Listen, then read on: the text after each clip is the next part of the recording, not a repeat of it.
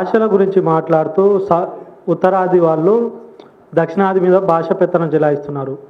సరే, దానికి వ్యతిరేకిస్తున్నాం. సరే, మరి ఈ మధ్యకాలంలో తెలుగు వల్ల గినంగా కొన్ని భాషలు అంతరించిపోయాయి. ఆ భాషలతో అట్టు పెట్టుకున్న అస్తిత్వాలు గినంగా మొత్తం కనిపించకుండా పోయాయి. అటువంటి సందర్భంలో అలా కనిపించకుండా పోతున్న ఒక భాష గురించి శీర్షిక సీక్వాడి. నేను సీక్వాడి సీక్వాడి నేను మాట్లాడితే అక్షరానికి మధ్య అరమైలు దూరం. జొన్న రెట్టెలు చేసినంత నైపుణ్యంగా ఏముండదు. నేను పాడితే ఏడుస్తున్నట్టే ఉంటుంది. గజ్జెల చప్పుడంతా వినసొంపుగా ఏముండదు. నాది కాని భాషలో మాటెత్తుకున్న కదా, ఏ నాటికి నాదవ్వని రాగంలో పాటెత్తుకున్న కదా, ఇలాగే ఉంటుంది.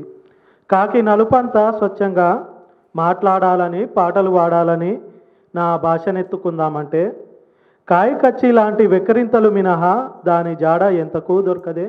కాయకచ్చి లాంటి వెక్కిరింతలు మినహా దాని జాడ ఎంతకు దొరకదే. చిన్నప్పుడే బడిలో పేరెక్కిస్తుంటే నా భాషకు లిపి లేదని, నా పలుకులకు పట్టాలేదని, అందరిది ఒకటే మాట ఉండాలని అధికారికంగా మాతృభాష కాలంలో నేటివ్ టు మోటివ్, మాతృభాష కాలంలో నేటివ్ టు మోటివ్ రికార్డులో మారింది అక్షరాలే అనుకున్నా. తర్వాతే తెలిసింది నా తండా వాకిట్లో నా సీక్వాడికి పాడెగట్టాల్సి వచ్చిందని.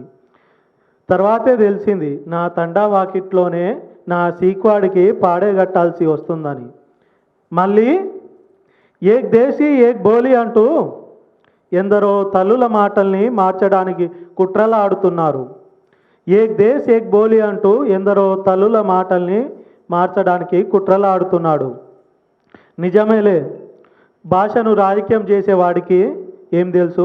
భాష అంటే ఉత్త మాట కాదు, భాష అంటే ఉత్త మాట కాదు, ప్రకటింపబడని అస్తిత్వం, బతుకు సంఘర్షణ, భావ వ్యక్తీకరణ భాష. భాషకు నలుగురి గుర్తింపక్కర్లేదు, భాషకు నలుగురి గుర్తింపక్కర్లేదు. ఓ 4 స్వరాలు ఇస్తే దానికి ఆయుష్ అదే.